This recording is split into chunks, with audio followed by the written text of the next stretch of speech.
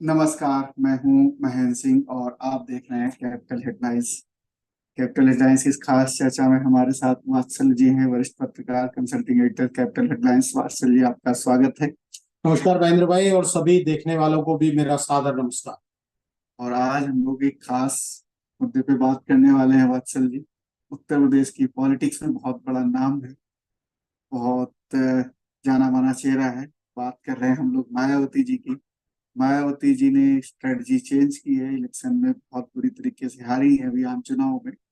और इस हार के बाद उन्होंने एक एक तरीके से यू टर्न लिया है और उन्होंने एक स्टेटमेंट भी दिया था कि अब मैं खासतौर पर मुस्लिम मतदाताओं के लिए और कैंडिडेट्स के लिए हम सोच समझ के उनको टिकट देंगे। और आकाश आनंद का जो फैसला था उत्तराधिकारी वाला, वो भी उन्होंने वापस लिया और अब वो फिर उत्तराधिकारी बन गए। क्या है, क्या रणनीति है पूरी, आप किस तरीके से देख रहे हैं इस सारी चीजों को? देखिए महेंद्र भाई, मायावती जी जो फैसले लेती हैं, उनके पीछे क्या लॉजिक होते हैं ये मायावती जी बता सकते मतलब मायावती जी के दिमाग को रीड करना, पॉलिटिकल पंडित हो या मैं तो कहता हूँ ज्योतिषी हो या बाकी लोग भी हो, उनके लिए आसान नहीं है, क्योंकि वो अचानक फैसले लेती हैं, अचानक उसका ऐलान करती हैं। और जब से आप देखेंगे बहुजन समाज पार्टी को जब से मायावती जी ने संभाला है, तो उनके फैसले के पीछे बहुत सारे लॉजिक खोजना, या वो क्यों इन्होंने ये पुराना फैसला लिया या ये फैसला बदला,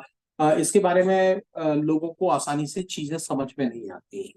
जो टिकट भी वो देती हैं, तो आप कई बार देखेंगे कई सीटों के टिकट कई कई बार बदले जाते कई हैं। कार्य कई हाँ, कार्य पहले बीएसपी के काम करने का एक पैटर्न था। जब कांशीराम जो कि पार्टी के संस्थापक थे, तो वो एक सर्टेन तरीके से काम करते थे। कैडर बेस्ड पार्टी मानी जाती थी। ग्राउंड लेवल तक कार्यकर्ता थे, वहां से जो फीडबैक आते थे, जो वर्कर्स थे उनको टिकट्स दिए जाते थे, उनको पार्टी पे पोस्ट दी जाती थी। लेकिन बाद में जब से मायावती जी ने पूरा कंट्रोल लिया, मैं ये नहीं कहूंगा कि मायावती जी कोई नई राजनेता है, पुरानी राजनेता है।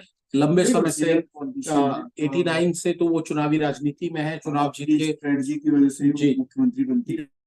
जी, 4 बार वो मुख्यमंत्री रही हैं। उसके पहले वो 89 से ही सांसद रही, लोकसभा राज्यसभा दोनों की मेंबर रही हैं। और पार्टी पर उनकी एक छत्र पकड़ है।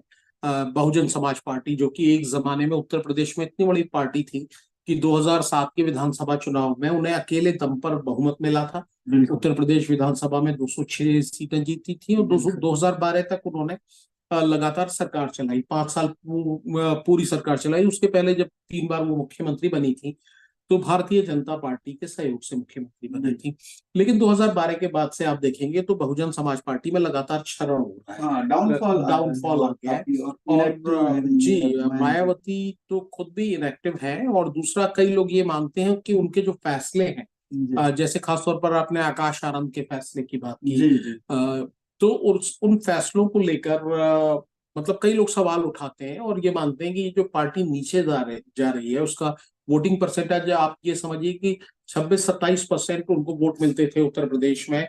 उत्तर प्रदेश के अलावा अगर आप पंजाब देखें, मध्य प्रदेश देखें, बिल्कुल। राजस्थान देखें, जहां पर Bahujan Samaj national party, party है जी, नेशनल और पार्टी इस बार रही है। तो बहुत ज्यादा खिसक गया वोट जो है। इस बार आप वोटिंग परसेंटेज, अगर आप पिछले लोकसभा चुनाव से अगर आप तुलना करें 2022 के विधानसभा चुनाव की, जब बहुत ही शॉकिंग रहा कि जो पार्टी 2012 तक सरकार चला रही थी उत्तर प्रदेश में, जो 10 साल के बाद ही विधानसभा चुनाव आते हैं, वहां सिर्फ एक सीट उनको मिलती है। और बिल्कुल। एक सीट उनको मिली, लेकिन उसके बाद भी उनके पास लगभग 13% वोट था। और इस लोकसभा चुनाव में अगर आप देखेंगे तो वोट परसेंटेज कितना रहा बहुजन समाज पार्टी का? सिर्फ 9%। बिल्कुल, तो बहुत बहुत ज्यादा गिरावट। बहुत ज्यादा गिरावट आई, और एक गिरावट के साथ साथ एक उभार भी लोगों ने देखा। पहले जो दलित राजनीति का सबसे बड़ा चेहरा उत्तर प्रदेश या पूरे उत्तर भारत में जी मायावती को माना बिल्कुल बिल्कुल। और और कांशीराम जी की जब बात में, जब कांशीराम जी नहीं रहे तो मायावती जी एक छत्र, जी, उनकी जब छतरी के नीचे सारे आते। कांशीराम थे भी, तो कांशीराम पर्दे के पीछे चले गए थे। जी 1995 में जब पहली बार मायावती उत्तर प्रदेश की मुख्यमंत्री बनी, बहुजन समाज पार्टी को भारतीय जनता पार्टी ने समर्थन दिया। सरकार ज्यादा नहीं चली, लेकिन एक इमेज बनी, पूरे देश के अंदर मायावती की इमेज बनी। और एक लंबे समय तक, 10 साल या उससे भी ज्यादा, 2012 तक एक ये बात चलती थी कि मायावती एक दिन देश की प्रधानमंत्री बन सकती हैं। बहुजन समाज पार्टी का उस तरह का उभार हो रहा था। कैडर बेस पार्टी, जैसा मैंने पहले भी कहा। और कैडर में उत्साह होता था कि बहन जी किसी समय एक प्राइम मिनिस्टर बनेंगी, बड़ा एक उसकी नजर से देखते थे कि उम्मीद है बिल्कुल। ऐसा चीज। लेकिन लेकिन बाद में ये सब बड़ा 2014 के बाद तो बहुत 2014 से बीएसपी के बारे में बड़ी र्यूमर्स भी चलने लगे। वो सारे लोग जानते हैं कि व्हाट्सएप पर, बाकी जगह इस तरह के बयान भी चुनाव के वक्त मायावती के वायरल होने लगे। हालांकि बहुजन समाज पार्टी और मायावती ने कई बार उनको सफाई भी दी। कई बार इस तरह के बयान आए कि जहां पर बहुजन समाज पार्टी जीतने की स्थिति में नहीं है, वहां बीएसपी के वोटर्स बीजेपी को वोट। 2014 और 2017 में कई बार इस तरह के बयान सामने आए। हालांकि बहुजन समाज पार्टी और मायावती जी खुद तो बार बार प्रेस में नहीं आती हैं, प्रेस कॉन्फ्रेंस करती हैं, अपनी बातों को जो उन्हें कहना होता है वो ट्विटर पर भी लिखती हैं, जिसे अब एक्स कहा जाता है, और बाकी सोशल मीडिया पर भी वो आकर बताती हैं। लेकिन जो इस तरह के र्यूमर्स हैं जो कैडर के बीच में या वोटर्स के बीच में चले जाते हैं, तो उनकी सफाई करना बड़ा, मतलब उनके बारे में सफाई देना बड़ा मुश्किल हो जाता है, क्योंकि रूट्स बिल्कुल लेवल तक आप एक बात निकल गई, बिल्कुल बातों बिल्कुल। बातों में चल गई, हवा और ये चल गई। सोशल मीडिया का जमाना जी, है, सोशल मीडिया का जमाना है। बहुत तेजी से चीजें वायरल भी हो जी, जाती हैं। वायरल हो जाती है। तो आपने ये देखा होगा कि जब भारतीय जनता पार्टी ने 2014 के चुनाव में उत्तर प्रदेश में, 2009 के चुनाव में भारतीय जनता पार्टी को पूरे यूपी में सिर्फ 10 लोकसभा सीट मिली थी। लेकिन 2014 में वो उठकर 71 पहुंच गई और अपने सहयोगी के साथ 73 तक सीटें पहुंच गई। और मायावती को उस चुनाव में 2014 में एक भी सीट नहीं मिली। 2017 के विधानसभा चुनाव में उनकी सीटें विधानसभा में भी घटी, घट के मेरे ख्याल से 17 सीटें उनकी रह गई थी। लेकिन 2019 विधानसभा चुनाव के ठीक पहले बहुजन समाज पार्टी यानी मायावती की पार्टी ने अखिलेश यादव की पार्टी समाजवादी पार्टी के साथ गठजोड़ किया।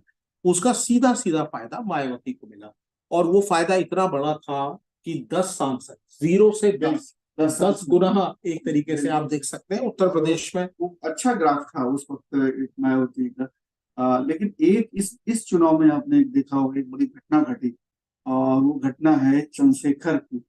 चंद्रशेखर रावण जिसे कहते हैं, हालांकि वो रावण नहीं कहलाते हैं अपने आप को, चंद्रशेखर आजाद कहे जाते हैं। आजाद समाज पार्टी बनाई उन्होंने, कोई गठबंधन में उनको शामिल नहीं कर, किसी तरीके से कोई उनको लेने के लिए तैयार नहीं था। वो फिर अकेले लड़े, और लड़ना से लड़े, बहुत अच्छा लड़े और सीट जीत के लाए।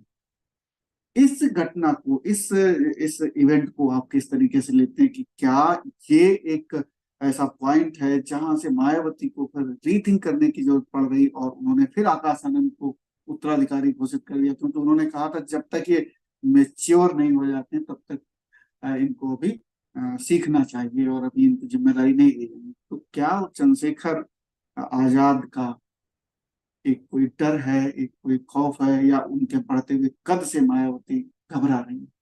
जी बिल्कुल, तमाम लोग इसी तरह का दावा कर रहे हैं कि मायावती ने जो 47 दिन के अंदर ही अपना फैसला बदला है, यानी इलेक्शन के बीच में ही उन्होंने कह दिया कि आकाश आनंद जब तक मैच्योर नहीं होते तब तक के लिए उनको उत्तराधिकारी और नेशनल कोऑर्डिनेटर के पद से हटाया जा रहा है। इस बीच में ये जो आपने घटना का जिक्र किया, चंद्रशेखर आजाद का उदय एक दिन की बात नहीं है, और उन्होंने जो आजाद समाज पार्टी बना रखी है उसमें ब्रैकेट में वो कांशीराम, यानी अपने आप को उसी लेगेसी का, उसी विरासत का उत्तराधिकारी बताने की कोशिश करते हैं। जाति भी सेम है, और जो उनका वोट बैंक है वो भी सेम है, दलित प्लस बयान कि बहन जी के ही सपने को हम आगे बढ़ाएंगे, उनकी लेगेसी को हम आगे बढ़ाएंगे। लगातार। अगर 2018 को अगर आप याद करें, 2018 में जब वो गिरफ्तार हुए थे और जेल से बाहर आए थे, उन्होंने मायावती जी को अपनी बुआ बताया था जी। और कई लोग, जैसा आपने भी बहन जी कहा, मायावती को तमाम लोग, उनके कैडर वोटर बहन जी ही कहते हैं। पुराने जो सीजन नेता है वो भी बहन जी कहते हैं। वो लिखती भी है बहन जी, कुमारी बहन मायावती। तो मायावती जी का ये इस तरह का संबोधन सारे लोग करते हैं, आदर के साथ संबोधन करते हैं। हर नेता के साथ इस तरह का संबोधन किया जाता है। जैसे मुझे याद है कि मुलायम सिंह यादव को तमाम लोग नेताजी कहते थे, और तमाम नेताओं के साथ, जो बड़े नेता हैं उनके साथ इस तरह के संबोधन रहते हैं, क्योंकि सीधे कैडर या वोटर उनका नाम नहीं लेते। तो जब अखिलेश यादव से उनका समझौता हुआ तो उन्होंने उनको बुआ जी कहना शुरू किया, क्योंकि उनका तर्क ये था कि मायावती क्योंकि मुलायम सिंह यादव के समकालीन है, यानी उस पीढ़ी की हैं भले ही, मुलायम सिंह यादव से उनकी एज कम थी, लेकिन फिर भी एक रिश्ता, एक हाँ पारिवारिक रिश्ता कायम जी, करने के तो इस तरीके से जी उन्होंने संबोधन जी किया। संबोधन किया, लेकिन अखिलेश यादव को कभी मायावती ने उस तरह से रोका टोका नहीं।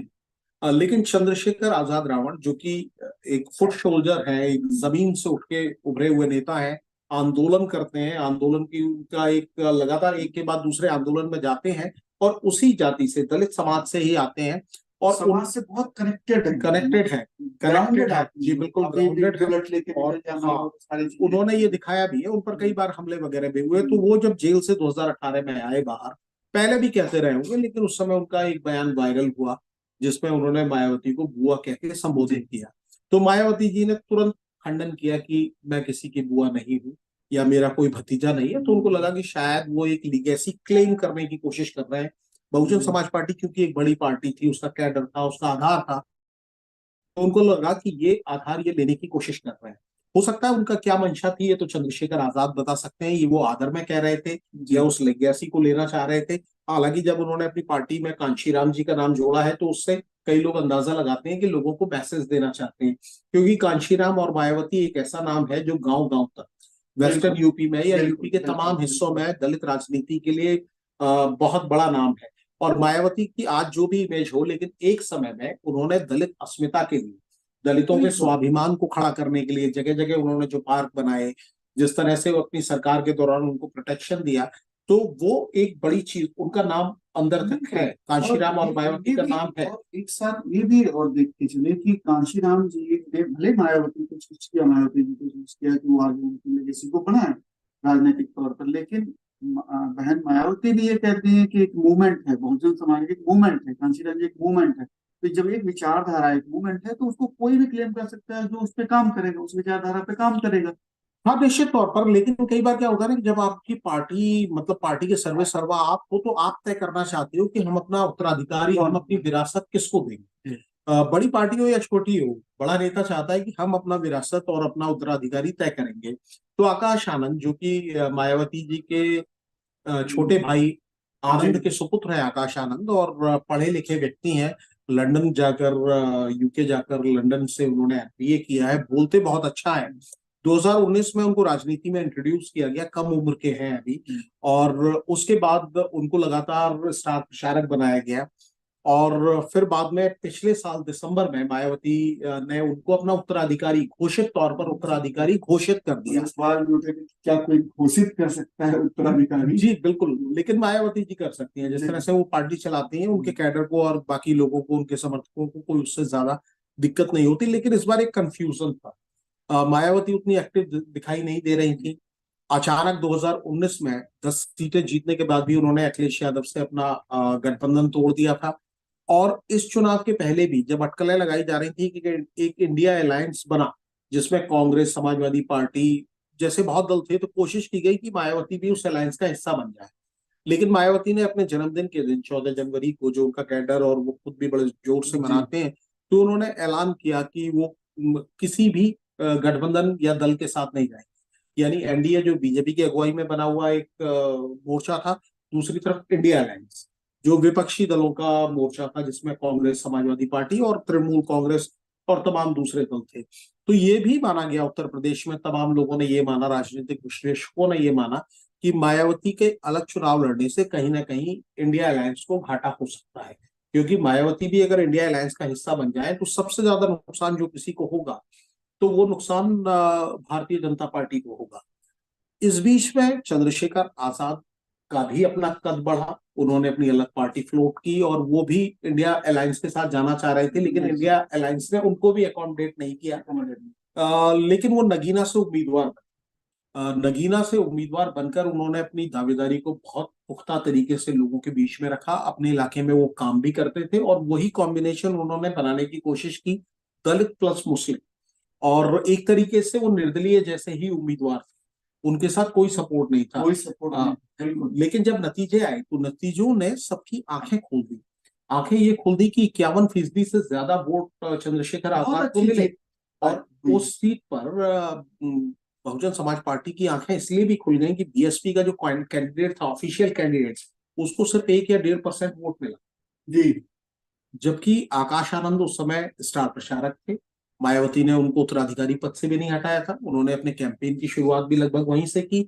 बहुत फायरी स्पीच दी, सीधे चंद्रशेखर आजाद का नाम तो नहीं लिया, लेकिन निशाना उनके ऊपर ही साधा।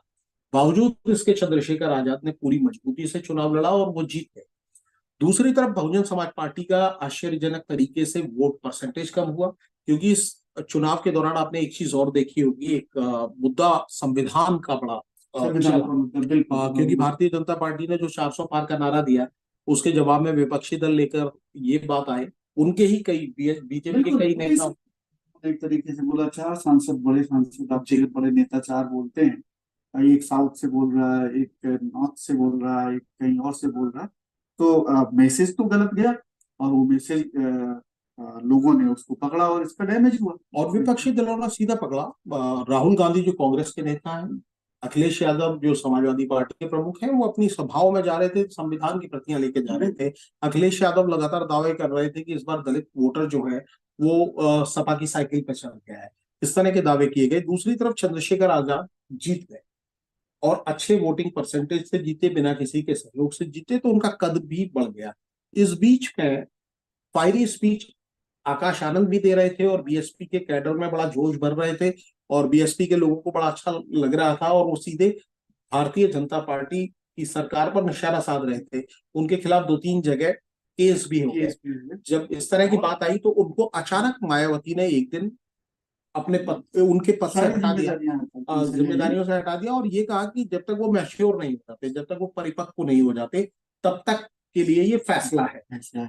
और इसी में एक चीज और जोड़ना चाहूंगा, जिस तरीके से चंद्रशेखर आजाद अपने बलबूते पे जीते इस दौर, तो ये अगर वो किसी के साथ जीतते, आरएलडी के गठबंधन में होते या समाजवादी पार्टी के, तो ये कहा जाता है कि इनमें कोई खास दम नहीं है, तो गठबंधन की वजह से जीत गए। तो इस मायने में भी ये चंद्रशेखर आजाद की बड़ी जीत मानी जाएगी, क्योंकि उन्होंने अपने दम पर, सभी पार्टियों ने किनारा कर लिया, सभी पार्टियों ने उनके खिलाफ वोट मांगे, बावजूद वो व्यक्ति अगर जीतता है, तो एक उभरते हुए सितारे के तौर पर, एक अच्छे भविष्य के नेता के तौर पर वो व्यक्ति उभर रहा है, क्योंकि लोग उसको पसंद कर रहे हैं, तभी वो जीता है। वेस्टर्न यूपी की एक सीट से महेंद्र भाई वो जीते। जीतने के बाद उन्होंने ये कहा कि इस मूवमेंट को, इस अभियान को वो पूरे यूपी में ले जाए। जी, जब वो पूरे यूपी में ले जाएंगे, और यूपी में आप जानते हैं कि 10 सीटें खाली हुई हैं उपचुनाव, जी, और बहुजन समाज पार्टी आमतौर पर उपचुनावों से दूर रहती है, उपचुनावों में हिस्सा नहीं लेती। तो ये भी एक खतरा था कि चंद्रशेखर आजाद वो खाली जगह को, गैप को फिल कर सकते हैं।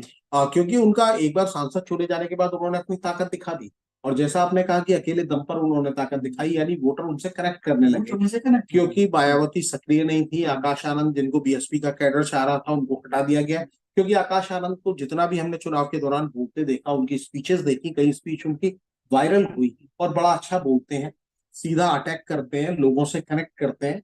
हो सकता है रिसर्च है, और तैयारी करके भी आते हैं, और पढ़े लिखे हैं, लंदन से पढ़ के आए हैं, दुनिया का एक्सपोजर है, तो उनके पास नजर और नजरिया दोनों चीजें हैं।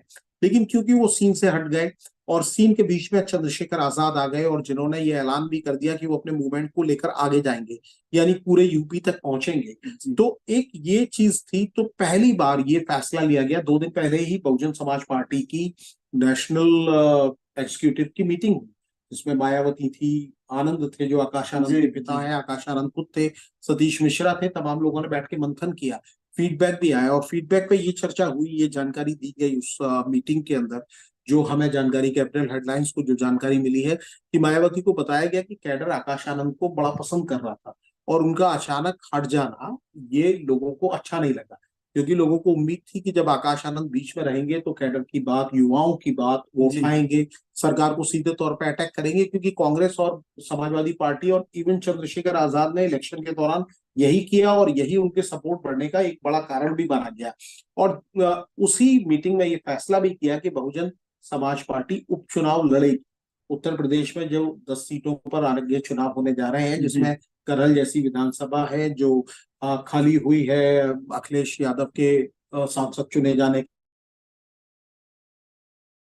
गर्ग के सांसद चुने के बाद, तो इस तरह की इंपॉर्टेंट सीट्स हैं जहां पर बहुत स्टेक्स हैं, सारे दलों के स्टेक्स हैं, समाजवादी पार्टी, कांग्रेस, और फैजाबाद में भी एक सीट जो जी जी जी अवधेश जी के सांसद चुने जाने के बाद, तो वहाँ उपचुनाव होने हैं और अखिलेश और कांग्रेस तो वहां चुनाव लड़ेंगे ही, साथ में चंद्रशेखर आजाद भी तैयार थे। तो बहुजन समाज पार्टी को और मायावती को कहीं ना कहीं ये मैसेज भी गया कि अगर ये अपनी जमीन छोड़ दी तो वो जानते हैं कि क्षरण, आप देखिए 26-27% की पार्टी जो थी वो घटते घटते 9% पर आ गई है 10 साल 12 साल के अंदर। बिल्कुल तो बहुत बड़ा जब डाउनफॉल होता है, और सभी लोग जानते हैं कि जब चाहे आप बंगाल में वाम दलों की स्थिति देखिए या आप उड़ीसा में कांग्रेस का हाल देखिए, जब आपका क्षरण शुरू होता है और अगर आप उसको रोकने का प्रयास नहीं करते तो आपका सफाया हो जाना लगभग तय है। तो निश्चित तौर पर ये जो फीडबैक गया है, ये फीडबैक को नेचुरली हर पार्टी अपने फीडबैक के हिसाब से कदम उठाती है। तो मुझे भी यही लगता है कि आकाश आनंद की जो वापसी हुई है, क्योंकि वो भी युवा नेता है, उनको भी पब्लिक उस तरीके से पसंद कर रही है जैसे चंद्रशेखर आजाद को पसंद कर रही है। चंद्रशेखर आजाद और आकाश आनंद में एक फर्क है कि चंद्रशेखर आजाद आंदोलन करने वाले नेता है, छोटे छोटे वो आंदोलन करते हैं, मूवमेंट्स में जाते हैं, जमीन में जानते हैं, उनके पास संसाधन नहीं है, उनके पास विरासत नहीं। लेकिन आकाश आनंद पहले दिन से ही जब वो शुरुआत करते हैं तो वो एक ऐसी पार्टी के पास साधन संसाधन लिगेसी, और खासतौर पर उनको सिखाने के लिए मायावती जैसी सीजन लीडर है, जो 4 बार मुख्यमंत्री रह चुकी हैं, कई बार सांसद रह चुकी हैं, लोकसभा और राज्यसभा दोनों जगह वो सांसद रह चुकी हैं, और उनकी आवाज बड़े गौर से, बड़े नेता है, मीडिया भी उनकी आवाज को बड़े गौर से सुनता है, ध्यान से सुनता है, उनकी बातों को मतलब वो बातें दूर तक जो वो कम ही मीडिया को 1-to-1 तो इंटरव्यू शायद ही देती हैं, लेकिन जो भी वो प्रेस कॉन्फ्रेंस करके भी कहती हैं तो वो अखबारों की हेडलाइंस बनती हैं, उन पर टीवी डिबेट्स होती है, तो उनको स्पेस मिलता है मीडिया में। और चंद्रशेखर आजाद को अभी क्योंकि वो अभी अभी सांसद चुने गए हैं, आगे वो कैसे काम करते हैं, बाकी जगह उनका क्या प्रदर्शन रहता है। में तो चंद्रशेखर जी को जो है बहुत मीडिया तवज्जो नहीं देता था जी, बड़े अच्छे रिलेशन नहीं रहे मीडिया के और चंद्रशेखर के, लेकिन अब क्योंकि माननीय सांसद हो चुके हैं तो और उन्होंने प्रूव किया। पहले तो लोग लाइटली ले लेते थे कि शायद ही वो अकेले दम पे जीतेंगे, और उनको भी शायद नहीं लग रहा था, इसलिए वो गठबंधन में जाना चाह रहे थे और एक ही सीट मांग रहे थे, नगीना की ही सीट मांग रहे थे। लेकिन जब किसी ने उनको वो तवज्जो नहीं दी तो वो खुद लड़े, और मैदान में जब लड़े तो निश्चित तौर पर उनको ये बहुत अच्छे रिजल्ट आए, और शायद अब उनका कॉन्फिडेंस ही बढ़ा होगा और आने वाले भविष्य में जो राजनीति करेंगे वो सीरियसली लिए जाएंगे। तो अब देखिए बड़ी दिलचस्प राजनीति नजर आएगी। अब इंडिया अलायंस ने भी एक तरीके से चंद्रशेखर आजाद को किनारे कर दिया। अब देखने वाली बात यह होगी कि इंडिया अलायंस क्या अगला कदम लेता है, क्या वो मायावती को अपने साथ लाने की कोशिश करता है क्योंकि वो अलायंस उससे पूरा हो सकता है, क्या वो चंद्रशेखर आजाद को वो जगह जो बन रही है मायावती का वोटर जो है उसको अपने साथ जोड़े रखने, क्योंकि कई लोगों का, राजनीतिक विश्लेषकों का दावा है, जो कि अखिलेश यादव इलेक्शन के दौरान दावा कर रहे थे कि बहुत सारे दलित वोटर जो जिन्होंने 2014 और 2019 में भारतीय जनता पार्टी को चुना, उन्होंने इस बार समाजवादी पार्टी और कांग्रेस और बाकी दलों के अलायंस को अपना समर्थन दिया। तो निश्चित तौर पर अब चंद्रशेखर आजाद भी एक नए प्लेयर हैं और उनकी दावेदारी भी है वहां पर। एक और मुझे याद आ रहा है इसमें कि जो कांशीराम जी ने जो संगठन बनाया था, सामाजिक संगठन जो इनका थिंक टैंक हुआ करता था बामसेफ, उसको मायावती जी बहुत तवज्जो नहीं दे रही थी। उनके लोग बड़े नाराज चल रहे थे, और वो लोग क्योंकि उनके लिए अप्रूवल कोई चीजों का होता नहीं था, और बड़ा कई गुट उसमें बन चुके थे, क्योंकि उनके लिए कोई दिशा निर्देश नहीं हो रहे थे, उनकी चीजें नहीं सुनी जा रही थी, वो तमाम चीजें। तो हो सकता है कि चूंकि ये मूवमेंट है, ये नॉर्मल फिनोमेना नहीं है, तो हो सकता है कि वो लोग इधर शिफ्ट हो जाएं। अगर चंद्रशेखर जी ने उनको ज्यादा तवज्जो दी और सारी चीजें की तो हो सकता है इधर शिफ्ट हो जाए, और अगर होते हैं तो उनको एक बहुत बड़ा थिंक टैंक, किसी भी पार्टी को चलाने के लिए थिंक टैंक की जरूरत होती है, और वो अगर इनको मिल जाता है, सपोर्ट मिल जाता है, तो ये भविष्य के लिए एक अच्छा विकल्प बन के आ सकते हैं। और शायद यही मायावती जी को डर हो कि अगर ये विकल्प बन के उभरते हैं हमारा, तो हमारी लेगेसी तो पूरी इधर जा सकती है। निश्चित तौर पर आप देखिए, दलित राजनीति का अपने आप में भारत की राजनीति में आजादी के बाद एक बहुत बड़ा स्पेस। डॉक्टर भीमराव अंबेडकर, जिन्हें आदर से सभी लोग बाबा साहिब कहते हैं, भारत रत्न है, उन्होंने एक इस मूवमेंट को जो किया और संविधान में जिस तरह के अधिकार दिए, उसके बाद कांशी राम जी ने उसको आगे बढ़ाया। और इसमें ब्यूरोक्रेसी का मतलब जो इस समाज से आने वाले आईएएस, आईपीएस, पीसीएस बड़े बड़े अधिकारी हैं, और वो भी कई सारे पहले कांशीराम जी के साथ काम किया करते थे मूवमेंट में, जो आपने बताया।